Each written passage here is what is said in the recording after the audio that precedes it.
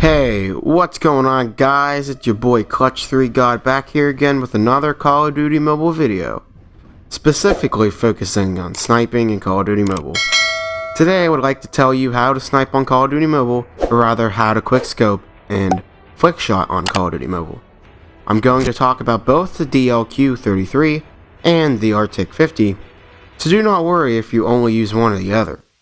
Before we get right into the video, if you are new, then subscribe to the channel. I have more COD Mobile content like this coming following the video.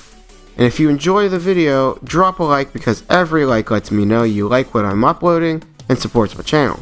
Alright, let's get started. The first gun I'm going to discuss is the Arctic 50. This sniper is a little harder to wield, as one shot is not always the kill as easily as it is with the DLQ-33. I personally suggest you get used to the DLQ before deciding to rep this gun out in matches. So getting that out of the way, let's get right into the important things.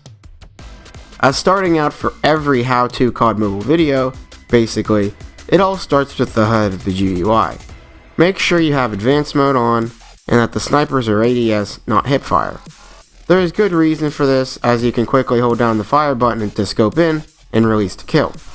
So going over sensitivity, again, I suggest you have sniper scopes at 45 to 55 if you're on a phone, or a little bit lower if you're on a tablet. I'll have a video up at the right hand corner to take you to my perfect sensitivity video.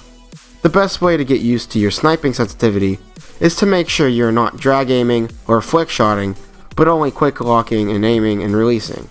Only quick scoping. Now getting into the actual HUD layout, here's mine. Make sure you have both the ADS and other hipfire buttons on, so you quickscope and hipfire.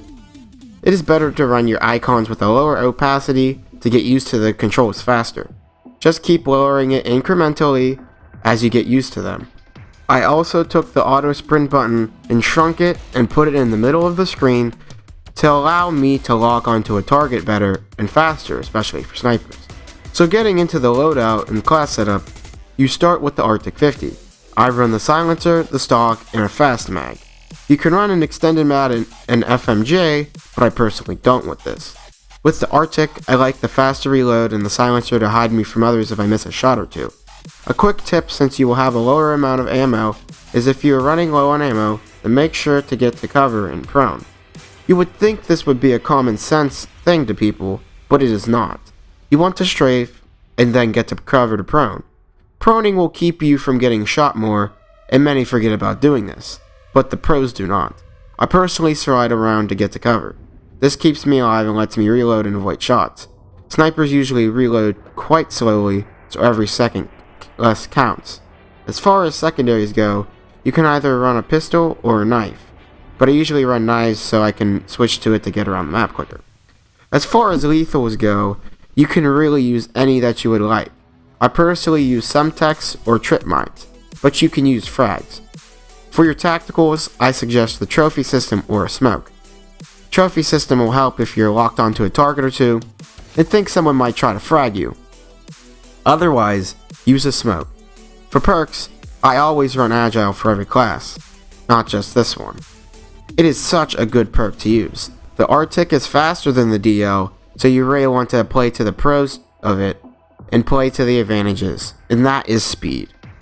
For the second perk, you can always run Vulture or Toughness depending if you're running ranked or pub matches.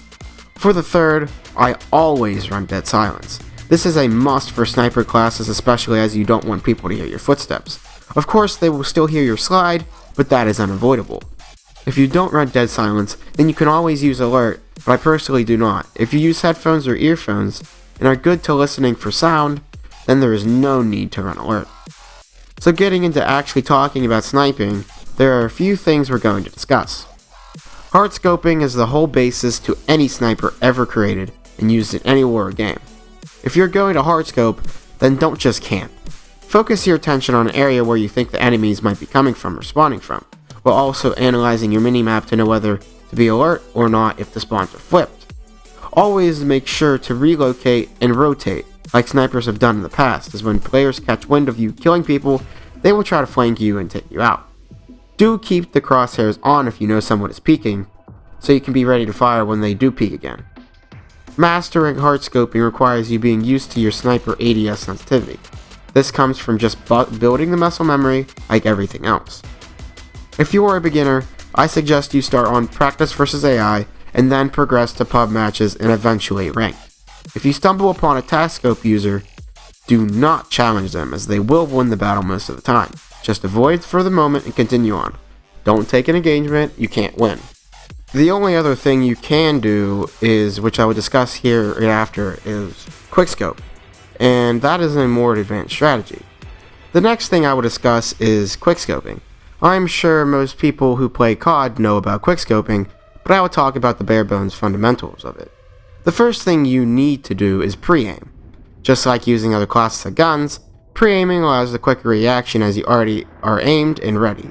If you have the corners of the crosshair lined up, most likely if you shoot you will kill them. The next thing I have to tell you guys is you probably need at least a 35% to 50% accuracy to effectively use the Arctic 50 correctly and end up with more kills. This probably should be your measure to whether you should use the Arctic or not. One should also note that the Arctic scope takes up more space on the screen, so make sure to keep this up towards the middle or a little bit higher to be ready. Using the Arctic, you have more possibility to push, however, it's always better to have a head glitch or have cover. Alright, I'm gonna get to the one thing that everybody wants to know: how to flick shot and drag shot. Quickscoping and one-shotting with the Arctic is a hard enough task in itself. Flicking and one-shotting is a whole other ballgame. You must master your sensitivity to be able to even flick shot effectively with the sniper. You need to know how long you have to react and swing around a flick shot. You should be able to get your line of sight and scope around 200 to 300 degrees around at least a flick shot. A lot of people's sensitivities are not high enough for this. A lot of people jump around to quick scope to compensate. When you play more experienced players and you jump, they will know where you will be after that. Flick shotting takes complete muscle memory and foreknowledge. There are no shortcuts to this. You can't just learn it in one day. There are ways to get to learn this quicker, however. This would be playing on maps like Nuketown or Kill House. Take a few hours a day to really cement your sensitivity while playing on these maps. Do not change your sensitivity unless it is too low or too high or it's really necessary. After that, you want to practice both quickscoping and flicking. When using snipers and especially the Arctic, strafing is your best friend. If you miss a shot, you need to be able to strafe and move to avoid death. So I will quickly discuss the DLQ-33. Starting with the loadout, it is basically the same as the Arctic except that I run FMJ and extended mag. As far as it goes, most of the things that go for the Arctic are the same for the DLQ. Difference between them is the one is semi-auto and the one is bolt action. You need to emphasize based on this difference. Strafing with the DL will be your best friend. You need to land your shots with the DLQ to be effective with it. To actually learn how to use it, skip the tac scope. Nobody likes tac scopers, be honest with yourself. Learn to wield the sniper. Get the reps in just like with the Arctic on Nuketown, Kill House, and firing range. As far as the rest goes, it's just about the same as the Arctic. There's nothing much more for me to say to you guys, so I'm just going to end the video here. Alright, that's all I have for you guys for today. If you enjoyed the video, leave a like to let me know, and subscribe for more content like this. Hit the bell to be notified every time I upload, so you can see my latest mobile content. Tell someone about my videos, so I can get more views and subscribers so I can continue to bring you more content. Every single person counts. Alright, it's been Clutch, and I'm signing off. See ya.